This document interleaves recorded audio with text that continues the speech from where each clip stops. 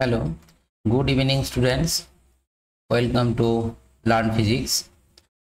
আজ তোমাদের work energy পাওয়ার এই চ্যাপ্টারের যে এমসিকিউ গুলো ছিল পরের এমসিকিউ গুলোর সলিউশন এবং হিন্সের ক্লাসটা করব। তো তোমাদের যে থিওরিগুলো যেখানে পড়ছো থিওরি ক্লাসগুলো মোটামুটি করবেই। আমি এই এমসিকিউ গুলোর মধ্যে থিওরিটা যতটা লাগবে সেটা কিন্তু একটু বলে যাচ্ছি, এটার সঙ্গে বলে যাচ্ছি।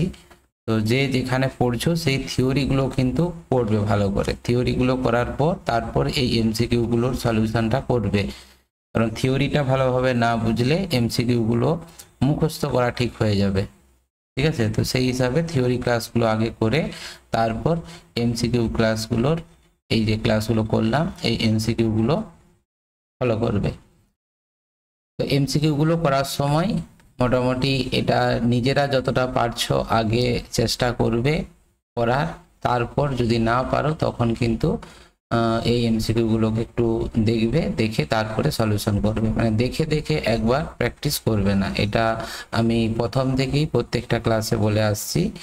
দেখে দেখে একদম কিন্তু প্র্যাকটিস করবে না, আগে দেখে নাও। আমি 10টা করে 8টা 10টা এরকম করে আমি অঙ্কগুলো দিচ্ছি এক একটা ভিডিওতে, যাতে করে 8টা 10টা অঙ্ক কিভাবে হচ্ছে একবারে বুঝে নেবে। বুঝে নেওয়ার পর তারপর 8টা 10টা অঙ্ক তুমি একবারে প্র্যাকটিস করে নেবে। ঠিক আছে, এই প্রসেস অনুযায়ী তোমরা প্র্যাকটিসটা করো, দেখবে তোমরা নিজেরাই বুঝবে যে কতটা তোমরা ফিজিক্সটা বুঝলে। ঠিক আছে, এই কনসেপ্টগুলো কিন্তু খুবই কাজে লাগবে, মনে রাখতে হবে, প্র্যাকটিসটা একটু বেশি করতে হবে, তাহলে ব্যাপারগুলো মনে থাকবে। চলো শুরু করি নেক্সট এমসিকিউ। আচ্ছা, প্রথম যে এমসিকিউটা 51টা দেখো, এটা যেটা দেওয়া আছে, যদি একটি বস্তুর রৈখিক ভরবেগ 50% বৃদ্ধি পায় তবে বস্তুর গতিশক্তি কত শতাংশ বৃদ্ধি পাবে। দেখো এইটা সেই তোমরা প্রথম চ্যাপ্টার যেটা ত্রুটি নির্ণয় করেছিলে সেই কনসেপ্টে এই অঙ্কটা কিন্তু করা যায়। তোমরা এখানে যেটা দেওয়া আছে ভরবেগের পরিবর্তন মানে ডেল পি বাই পি, এটা দেওয়া আছে ডেল পি বাই পি, এটা হচ্ছে 50%, এটা দেওয়া আছে। তোমরা জানো বস্তুর গতিশক্তি ই সমান হয় পি স্কোয়ার বাই 2m, এটা হয় আমরা জানি। তো এক্ষেত্রে যেহেতু 2mটা কনস্ট্যান্ট, হ্যাঁ ভরটা কনস্ট্যান্ট, তাহলে এখানে ডেল ই বাই ই এটা সমান হয় 2 into del P by P. এটা সেই ত্রুটি নির্ণয়ের ফর্মুলাটা মনে করে দেখো। এরকম ভাবে এটা কিন্তু করা ছিল, তার সূচকটা জাস্ট এখানে গুণ হয়ে গেছিল। তাহলে 2 into del P by P, এখানে তোমার 50% দেওয়া আছে, তাহলে স্বাভাবিকভাবে এটা 100% উত্তর হবে। ঠিক আছে, তাহলে সেই হিসাবে এখানে অপশান এটা হচ্ছে। ঠিক আছে, আচ্ছা নেক্সট যে অঙ্কটা আছে দেখো 52টা যেটা বলছে একটি বস্তুকণা এই উচ্চতা থেকে ছেড়ে দেওয়া হলো ভূমি থেকে একটি নির্দিষ্ট উচ্চতায় কণাটির গতিশক্তি ও স্থিতিশক্তির দ্বিগুণ। খুব ভালো, তাহলে এখানে ধরে নাও ভূমি, এটা ভূমি, বস্তুটা এখানে ছিল সামথিং, প্রথমে ধরে নাও এই উচ্চতায় ছিল বস্তুটা, এই উচ্চতা থেকে ছেড়ে দেওয়া হলো ভূমি থেকে একটি নির্দিষ্ট উচ্চতায়, তার গতিশক্তি স্থিতিশক্তির দ্বিগুণ হলো। তাহলে ধরে নাও এইরকম জায়গায় যখন আছে, এটা ধরে নাও এ বিন্দু আর এটা ধরে নাও বি বিন্দু, এটা ভূমি থেকে ধরে নাও তখন উচ্চতাটা তার এক্স। ঠিক আছে, তো এখানে তার স্থিতিশক্তি এবং গতিশক্তি দুটোই আছে, এটা একেও আছে আর ইপিও আছে, আর এখানে শুধু হচ্ছে ইপি সমান কত, এটা হচ্ছে mgh। ঠিক আছে, ওই মুহূর্তে কণাটি ভূমি থেকে উচ্চতা এবং বেগ দুটোই বের করতে হবে, মানে এক্সও নির্ণয় করতে হবে এবং এখানে কত বেগ সেটাও নির্ণয় করতে হবে, বিটা কত সেটাও নির্ণয় করতে হবে। ঠিক আছে, তাহলে প্রথমে একটা একটা করি। তাহলে বি বিন্দুতে আমরা তো জানি অবাধে পড়ছে, তার মানে মোট যান্ত্রিক শক্তি এখানে কিন্তু ধ্রুবক থাকবে। ঠিক আছে, তাহলে এখানে বলে দিয়েছে কণাটির গতিশক্তি স্থিতিশক্তির দ্বিগুণ, মানে এখানে তাহলে গতিশক্তি মানে আমরা যদি জানি ইকে প্লাস ইপি, এটা ইকাল টু মানে মোট শক্তি এমজিএইচই হবে, যা ছিল ওটা তো থাকবেই, ওটা তো কনস্ট্যান্ট হবে। তাহলে এখানে গতিশক্তি স্থিতিশক্তির দ্বিগুণ দেওয়া আছে ইকে গতিশক্তি, এটা হচ্ছে 2 ইপি, তাহলে এখানে বসিয়ে দিচ্ছি ইকে প্লাস 2 ইকে, সরি গতিশক্তি স্থিতিশক্তির দ্বিগুণ, তাহলে ইপি সমান ইকে বাই 2 হবে, ইকে বাই 2 ইকাল টু mgh। আচ্ছা, তাহলে এখান থেকে এটা যোগ করলে 3/2 ইকে ইকাল টু mgh। ঠিক আছে, তাহলে এই ক্ষেত্রে 3/2 ইকে, ইকে সমান হচ্ছে half M V square equal to mgh। তাহলে এখানে এম ক্যান্সেল হয়ে যাচ্ছে, ভিটা বের করে নিতে পারবো এখান থেকে। তাহলে 4/3 হচ্ছে ভি স্কোয়ার সমান 4/3 জিএইচ, অতএব V equal to root over 4/3 G H. 4/3, 4টা যদি বাইরে বেরিয়ে যায় তাহলে 2 GH/3, 2 GH/3, 2 root GH/3, একটা অপশানই পাচ্ছি, মানে বি এর অপশানটাই পাচ্ছি, বিটা, তার মানে বিএরটাই হবে মনে হচ্ছে, না ওইটাই হবে। তাহলে এক্ষেত্রে আরেকটা যে বলেছে তোমার, এটা তো বেগ বেরোলো, তাহলে এই এক্সটা বের করে নিই, এক্সটা বের করে নিলে আমরা জানতে পেরে যাব যে উত্তরটা ঠিক কি হচ্ছে।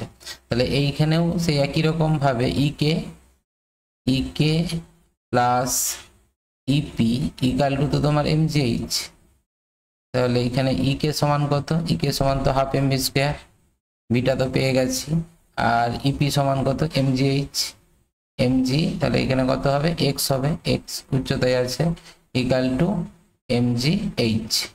আচ্ছা, হাফ এম, আচ্ছা এম গুলো ক্যান্সেল করে দাও না, তাহলে ভি স্কোয়ারের ভ্যালু বসিয়ে দিই, ভি স্কোয়ারের ভ্যালু হচ্ছে 4/3 gh plus gx equal to gh।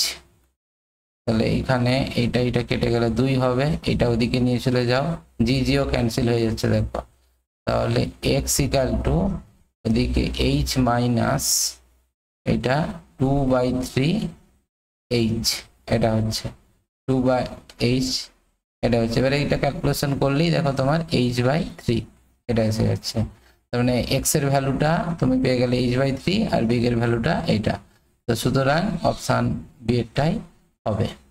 ঠিক আছে। আচ্ছা, নেক্সট যে অঙ্কটা আছে, এটা 1 কেজি ভরের একটি বস্তুকে 20 মিটার পার সেকেন্ড বেগে উলম্বভাবে উপরের দিকে ছোড়া হলো। 18 মিটার উচ্চতায় উঠে বস্তুটি মুহূর্তের জন্য স্থির হলো। ওই মুহূর্ত পর্যন্ত ঘর্ষণের জন্য কত পরিমাণ শক্তি ক্ষয় হয়? আচ্ছা, ঘর্ষণ বলতে এখানে বায়ুর বাধাটাই বলছে মনে হচ্ছে, বায়ুর জন্য যে বাধাটা সেটাই। তাহলে ধরো এখানে এটা ভূমি, এখান থেকে বস্তুটাকে তুমি উপরের দিকে ছুড়ে দিয়েছো, কত বেগে? ইউ বেগে ছুড়ে দিয়েছো। এখানে ইউ এর ভ্যালুটা দেওয়া আছে, ইউ ইকাল টু তোমার 20 মিটার পার সেকেন্ড। ঠিক আছে, এটা সমান 20 মিটার পার সেকেন্ড বেগে উপরের দিকে ছুড়ে দিয়েছো। তাহলে বস্তুটা ধরে নাও এইরকম জায়গায় উঠেছে, এই উচ্চতায় উঠেছে। ঠিক আছে, তাহলে এই উচ্চতাটা কত? এটাও সমান বলে দিয়েছে 18 মিটার, এটা উচ্চতা স্থির হয়ে গেছে। তার মানে এখানে ধর অন্তিম বেগটা এটা ইকাল টু 0 হয়ে গেছে, অন্তিম বেগটা 0, মানে গতিশক্তি 0, টোটালটা স্থিতিশক্তি। তো এখন আমরা যেমনটা আগেরটার ক্ষেত্রে করলাম, মোট যান্ত্রিক শক্তি ধ্রুবক হয় আমরা কখন জানি? যদি এটা বিনা বাধায় পড়ে বা বিনা বাধায় যদি উপরের দিকে উঠে, মানে কোনো রকম বায়ুর বাধা বা কোনো কিছু এইসব যদি না থাকে, তাহলে এখানে যে যান্ত্রিক শক্তিটা থাকবে, অর্থাৎ এখানে গতিশক্তিটা যা থাকবে, এখানে কিন্তু সেটা স্থিতিশক্তিতে কনভার্ট হয়ে যাবে। ঠিক আছে, কিন্তু এখানে যেহেতু বায়ুর বাধা আছে, সেই জন্য কি হবে? কিছুটা পরিমাণ শক্তি লস হবে। তো সেই শক্তি লসটা যতটা হবে সেটাই হচ্ছে তোমার এখানে যেটা জানতে চেয়েছে, ঘর্ষণের জন্য যে পরিমাণ শক্তি ক্ষয় হয়। তাহলে সেটা কিভাবে পাবো? তুমি এটা যদি এ বিন্দু ভাবো আর এটা যদি বি বিন্দু ভাবো, তাহলে বি বিন্দুতে স্থিতিশক্তি আর এ বিন্দুতে গতিশক্তি, এই দুটো ডিফারেন্স করে নাও, তাহলেই তুমি পেয়ে যাবে। তাহলে এ বিন্দুতে গতিশক্তি কত না, সেটা হচ্ছে হাফ এম ইউ স্কোয়ার। এটা কত? এটা হচ্ছে হাফ এম, এম এর ভ্যালু 1 কেজি, আর ইউটা কত? এটা 20 বলে দিয়েছে, তাহলে 20 তার স্কোয়ার মানে 400/2, মানে কত হচ্ছে? 200। এটা হবে 400/2, 200 একবারে করে দিলাম, তাহলে 200 জুল। এটা হচ্ছে গতিশক্তি এ বিন্দুতে, এটা এ বিন্দুতে হলো, হ্যাঁ এ বিন্দুতে, এটা মোট শক্তিটা। তাহলে বি বিন্দুতে একই রকম ভাবে মোট শক্তি কত হবে, বি বিন্দুতে এটা তোমার স্থিতিশক্তি, কারণ স্থির হয়ে গেছে। তাহলে বি বিন্দুতে শক্তিটা হচ্ছে এম জি এইচ, এটা সমান কত, এম এর ভ্যালু এগেন 1 কেজি, এখানে জি এর ভ্যালু 10 ধরে নিতে বলেছে, আর এইচ হচ্ছে 18, ঠিক আছে 18 মিটার, তার মানে কত হচ্ছে, এটা 180 এত জুল। তাহলে দেখো এখানে যদি এটা বায়ুর বাধা না থাকতো বা কোনো রকম বাধা বল না থাকতো, তাহলে কিন্তু সর্বোচ্চ উচ্চতায় তার গতিশক্তি অর্থাৎ যেটা 200 জুল সেটাই কিন্তু পাওয়া যেত, কিন্তু এখানে দেখো 200 জুল হলো না, 180 জুল হচ্ছে। তাহলে এই ডিফারেন্সটা যেটা, সেটা নিশ্চয়ই যেতে যেতে বায়ুর বাধার বিরুদ্ধে কার্য করতে গিয়ে শক্তিটা খরচ হয়েছে। অতএব বাধার জনিত যে শক্তি ক্ষয়, সেই শক্তি ক্ষয়টা কত, এটা ডিফারেন্স করলে পেয়ে যাবে শক্তি ক্ষয় ইকাল টু 200 মাইনাস 180 সমান 20 জুল, ঠিক আছে। আচ্ছা নেক্সট চলে আসো 54, এটা এল দৈর্ঘ্য এবং এম ভরের একটি সুষম দণ্ডকে অনুভূমিকের সঙ্গে থিটা কোণে আনত অবস্থায় রাখা হলো, দণ্ডটির স্থিতিশক্তি কত, অনুভূমিকের সঙ্গে থিটা কোণে রাখা হয়েছে। আচ্ছা অনুভূমিকের সঙ্গে থিটা কোণে, ধরো এটা ভূমি, ঠিক আছে, এটা অনুভূমিক তল, এই অনুভূমিক তলের সঙ্গে একটা দণ্ডকে এরকম ভাবে থিটা কোণে রেখে দিয়েছো, এরকম থিটা কোণে এভাবে রেখে দিয়েছো। দণ্ডটার দৈর্ঘ্য যদি এল হয়, তোমরা জানো সুষম দণ্ডের ভরকেন্দ্র থাকে মধ্যবিন্দুতে, মানে এখান থেকে এই যে হাইটটা সেটা এই দূরত্বটা সেটা হচ্ছে L/2, টোটাল যদি দণ্ডটার দৈর্ঘ্য এল হয়। এখন ভর কেন্দ্রটা যত উচ্চতায় থাকবে সেটাই হবে তার স্থিতিশক্তির পরিমাপ, ঠিক আছে। তাহলে এখান থেকে তুমি সাইন থিটা, আমি এইচটা যদি বের করে নিই, সাইন থিটা সমান কত হয়, সাইন থিটা সমান লম্ব বাই অতি, মানে এইচ বাই অতি, অতিটা হচ্ছে L/2। তাহলে এইচ সমান কত, এইচ সমান হচ্ছে এল সাইন থিটা বাই 2, এটা হয়ে গেল। তাহলে স্থিতিশক্তি কত হবে, অতএব স্থিতিশক্তি equal to M G H, তাহলে এখানে এম জি এইচটা কত, এল সাইন থিটা বাই 2, ঠিক আছে। এই জন্য অপশান তোমার বি এরটা হয়ে যাচ্ছে, বি এর অপশানটা, ঠিক আছে। চলো নেক্সট 55, একটি 2 কেজি ভরের বস্তু 40 মিটার উচ্চতা থেকে এত নিউটন বল ধ্রুবক সম্পন্ন একটি স্প্রিং এর উপর পড়লো, স্প্রিং কতটা সংকুচিত হবে। আচ্ছা দেখো এটা হচ্ছে তোমার একটা কোনো স্প্রিং ভেবে নাও, এটা একটা কোনো স্প্রিং এরকম কোনো একটা মেঝের উপর রাখা আছে, ঠিক আছে। তো এবারে এইখানে বলেছে 40 মিটার উচ্চতা থেকে বস্তুটা পড়ছে, এখান থেকে বস্তুটা পড়ছে এর উপর, এই হাইটটা দেওয়া আছে তোমার 40 মিটার, ঠিক আছে। এটা পড়ে যাওয়ার পর, বস্তুটা যখন পড়ে যাবে, পড়ে যাওয়ার পর বুঝতেই পারছো স্প্রিংটা তখন কি হবে, স্প্রিংটা কিছুটা সংকুচিত হবে, মানে বস্তুটা তখন এই জায়গাকে নেমে চলে আসবে। তাহলে স্প্রিং যতটা সংকুচিত হয়েছে সেটা হচ্ছে এক্স। তাহলে বস্তুটা টোটাল কতটা উচ্চতা নামলো বলতো, টোটাল যে উচ্চতাটা নামলো সেটা হচ্ছে কত, এটা 40 প্লাস এক্স মিটার নিচে নামলো, তার মানে তার স্থিতিশক্তির হ্রাসটা হয়েছে এই 40 প্লাস এক্স, এইটা এমজি এইচ যেটা বলি, এইচটা হচ্ছে তাহলে 40 প্লাস এক্স, এটা হচ্ছে তার বস্তুটার স্থিতিশক্তির হ্রাস।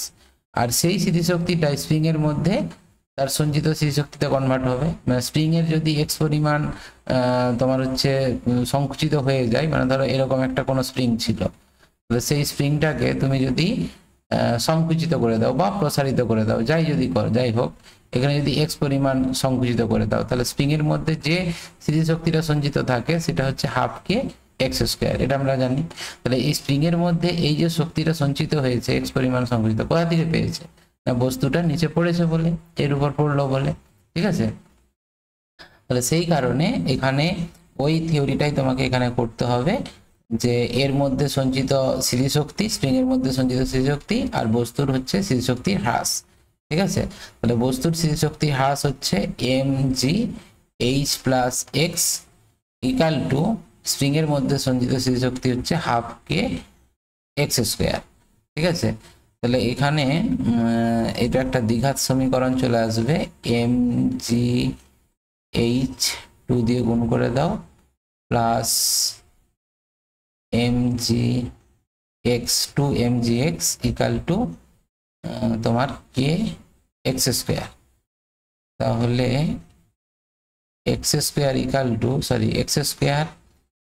X square minus 2 mg by K X minus 2 mg h equal to 0। ঠিক আছে, এটা একটা এক্স এর দ্বিঘাত সমীকরণ আসছে।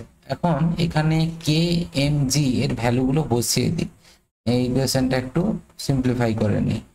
তাহলে X square minus 2 into M এর ভ্যালু এখানে 2, জি এর ভ্যালু 9.80 ধরি, আর ডিভাইডেড বাই কে, কে হচ্ছে 1960। ও সরি, এক্সটা হচ্ছে তোমার 40 সেন্টিমিটার, এইচটা ছিল এইচ, এটা তোমাকে মিটারে কনভার্ট করে নিতে হবে। মাইনাস এটা এক্স ছিল, X minus 2 into 2 into 9.8 into এইচটা হচ্ছে 40 সেন্টিমিটার, মানে 40/100 ইকাল টু 0। এটা একটু ক্যালকুলেশন করে সিম্পলিফাই করে নিই। দেখো এখানে একটু ক্যালকুলেশনটা করলাম, তার আগে বলে নিই এখানটা একটু ভুল করে ফেলেছিলাম, এই জায়গায় কেটা ভাগ করা হয়নি, সেই জন্য এখানে কে এর ভ্যালুটা বসিয়ে ভাগ করতে তোমার এই ভ্যালুটা বেরোলো।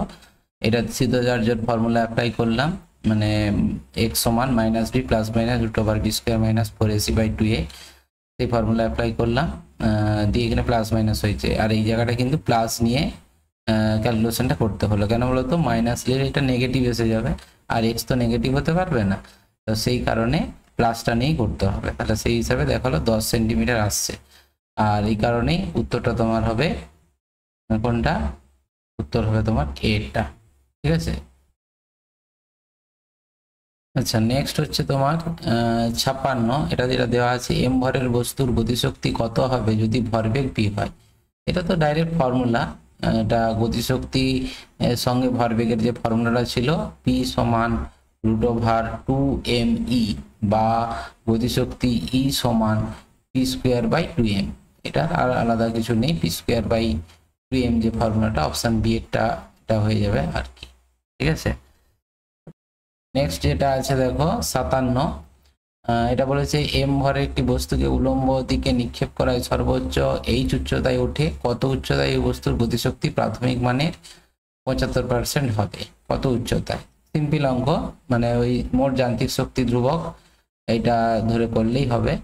ধরো এইটা হচ্ছে একটা মেঝে, এইখানে তোমার একটা বস্তু রাখা আছে, বস্তুটাকে তুমি ইউ বেগে ছুড়ে দিয়েছো, ইউ বেগে, তো বস্তুটা থেকে গেল এইচ উচ্চতায় উঠে, এইচ উচ্চতায় উঠছে, এই হাইটটা হচ্ছে এইচ।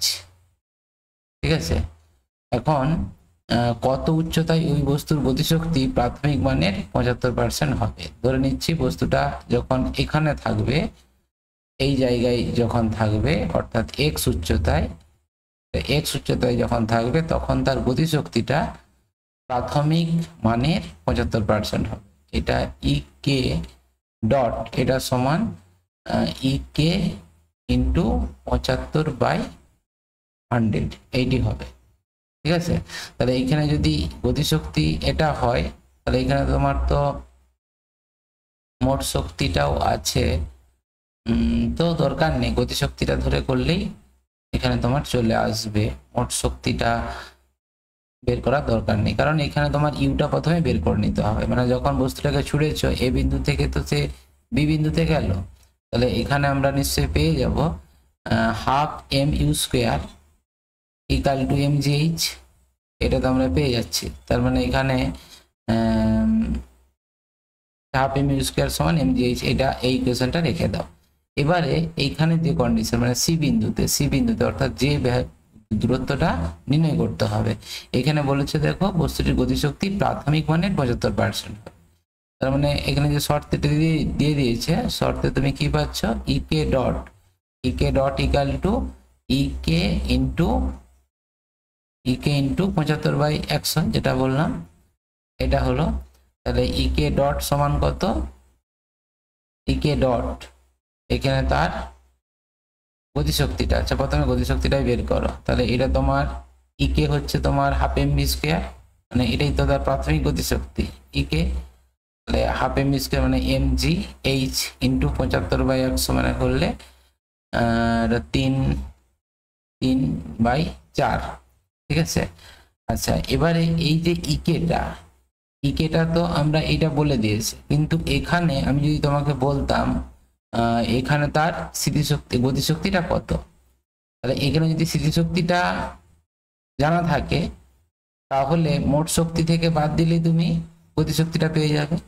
অর্থাৎ এখানে যেটা হবে, এই ইকে সমান হবে দেখো তার মোট শক্তি হচ্ছে mgh, সেখান থেকে তুমি mgx-টা বাদ দিয়ে দাও।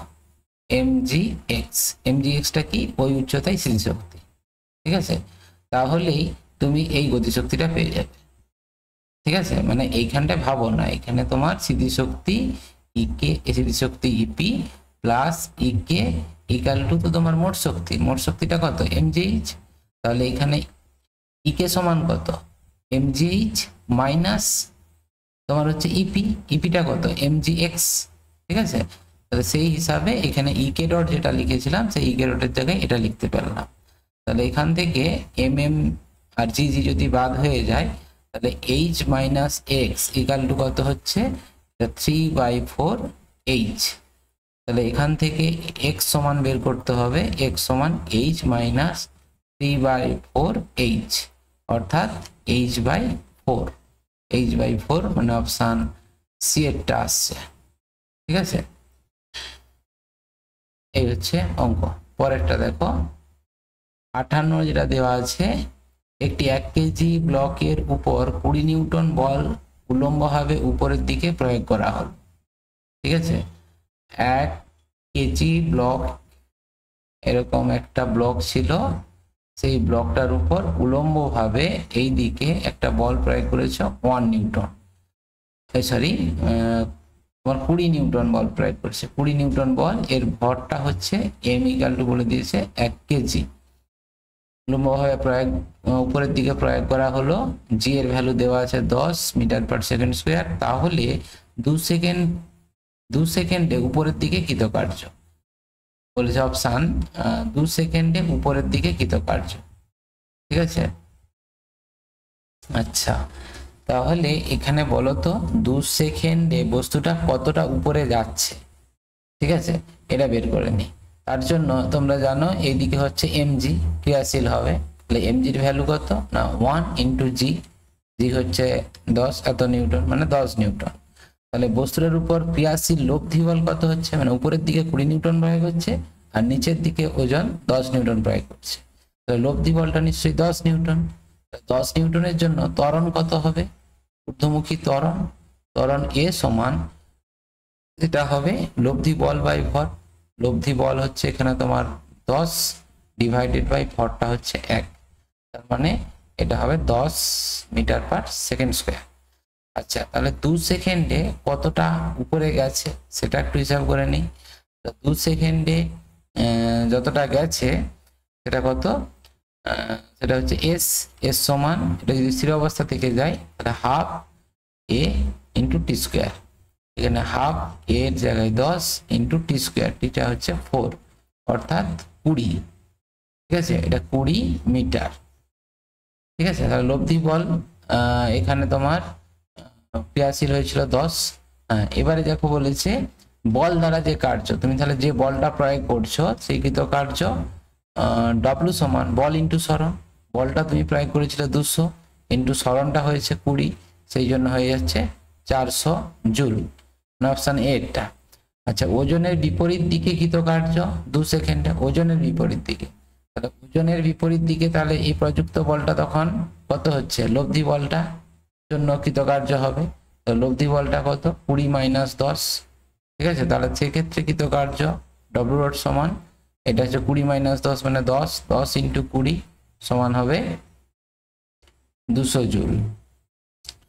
আর 2 সেকেন্ডে ব্লকটি 200 জুল গতিশক্তি লাভ করে। এটা তো কমন সেন্স, মানে যতটা পরিমাণ কার্য করবে সেটাই তার গতিশক্তি বৃদ্ধি হবে, ঠিক আছে। মানে গতিশক্তির বৃদ্ধি সমান হচ্ছে কৃতকার্যের সঙ্গে সমান, ঠিক আছে।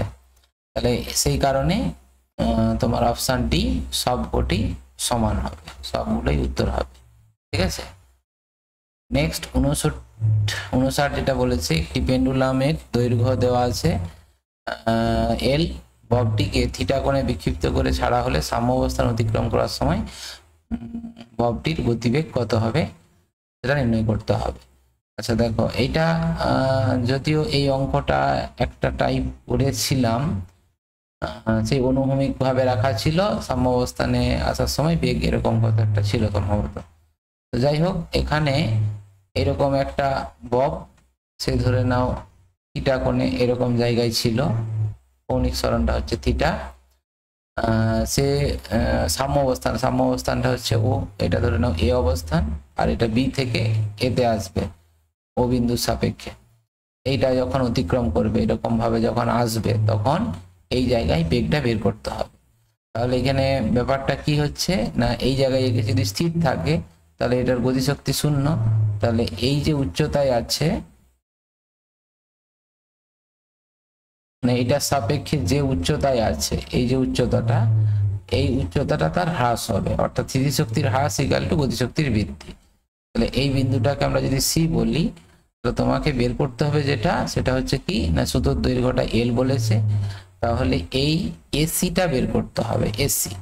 তাহলে এসিটা বের করার জন্য দেখো, আমি যদি ওসি বের করি, ওসি মানে কস থিটা যদি বের করি, দেখো কস থিটা সমান ভূমি বাই অতি, ভূমিটা হচ্ছে ওসি আর অতিটা হচ্ছে ওবি মানে হচ্ছে এল।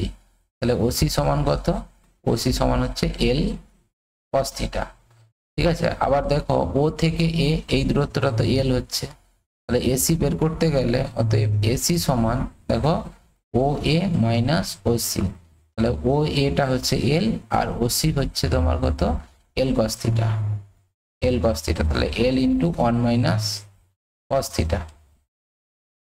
আচ্ছা, এটাকে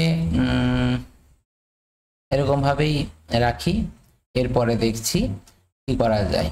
তাহলে এখানে তোমার স্থিতিশক্তির হ্রাস ইকুয়াল টু গতিশক্তির বৃদ্ধি, ঠিক আছে।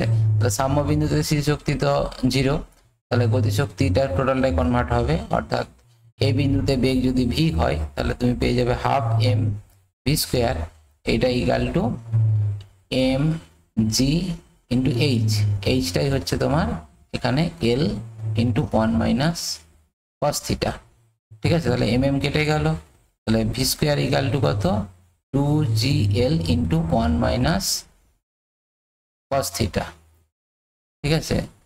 আচ্ছা, ও অপশন সি এরটা হয়ে যাচ্ছে দেখো উত্তর, তাহলে ভি সমান √2gl into 1 minus cos theta, ঠিক আছে, অপশন সি। নেক্সট 60 যেটা দেওয়া আছে এখানটায় দেখো, 5 কেজি ভর একটি বস্তুর ভরবেগ দেওয়া আছে, বস্তুর গতির দিকে 10 সেকেন্ড ধরে এত নিউটন বল প্রয়োগ করলে বস্তুটির গতিশক্তি কত বৃদ্ধি হবে, ঠিক আছে। তাহলে ভরবেগ দেওয়া আছে, গতির দিকে 10 সেকেন্ডে 0.2 নিউটন বল প্রয়োগ করলে গতিশক্তি কত বৃদ্ধি পাবে। প্রাথমিক তাহলে গতিশক্তিটা দেওয়া আছে, এরপরে তার দিকে একটা বল প্রয়োগ করছো, তাহলে এখান থেকে তার প্রাথমিক বেগটা পেয়ে যাবে, ঠিক আছে। ধরো এই বস্তুটা এখানে ছিল, এইখানে তুমি কি করেছো একটা 10 নিউটন, এই সরি 0.2 নিউটন বল প্রয়োগ করে দিয়েছো, এফ ইকুয়াল টু 0.2 নিউটন বল প্রয়োগ করেছো, ঠিক আছে। তার ফলে কি হবে, তার বেগটা নিশ্চয়ই বৃদ্ধি পাবে।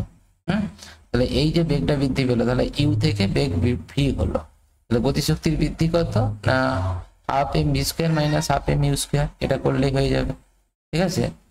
এই টাইমটা হচ্ছে এখানে টাইমটা দেওয়া আছে টি ইকুয়াল টু 10 সেকেন্ড, তাহলে প্রথমে যে ভরবেগটা দেওয়া আছে এখান থেকে প্রাথমিক বেগটা বের করে নাও, অর্থাৎ এম ইউ এটা সমান দেওয়া আছে দেখো 10 কেজি মিটার পার সেকেন্ড। তাহলে এম এর ভ্যালু যদি 5 কেজি হয় তাহলে ইউ সমান হবে 10/5 সমান 2 মিটার পার সেকেন্ড। ঠিক আছে, তাহলে এবারে প্রাথমিক বেগ জানা আছে, ত্বরণটা বের করে নাও। কারণ ত্বরণটা বের করার জন্য A equal to F by M. তাহলে যে বলটা প্রয়োগ করেছো এফ এর ভ্যালু হচ্ছে 0.2 বাই এমটা দেখো 5 কেজি, তার মানে এটা 50 হয়ে যাচ্ছে 1/25, 1/25 এটা হচ্ছে এত মিটার পার সেকেন্ড স্কোয়ার। তাহলে ত্বরণটা পেয়ে গেলাম। তাহলে অন্তিম বেগটা পেয়ে যাব কিভাবে, না V square equal to, oh sorry এসটা তো জানা নেই, তাহলে V equal to U plus AT, এই ফর্মুলা থেকে ইউ এর ভ্যালুটা তোমার 2 প্লাস এ এর ভ্যালু 1/25 ইন্টু টি, টিটা হচ্ছে তোমার 10 সেকেন্ড। ঠিক আছে, তাহলে এইটা তোমার 2 প্লাস এটা কেটে দিলে যেটা আসবে 2/5, 2/5 মানে 7/5 হচ্ছে 7/5, এটা হচ্ছে ভি। অতএব গতিশক্তির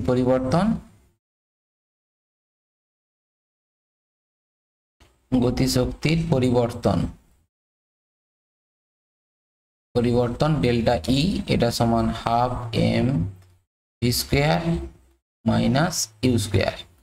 তাহলে হাফ ইন্টু এম এর ভ্যালু 5 ইন্টু ভি এর ভ্যালু এটা 7/5 মানে 49/25 মাইনাস ইউটা হচ্ছে তোমার 2 বলেছে, তার মানে 4। ঠিক আছে, তাহলে 5/2 ইন্টু 49 মাইনাস 100 কি হলো গো, এ তো আবার নেগেটিভ এসে যাচ্ছে 7/5,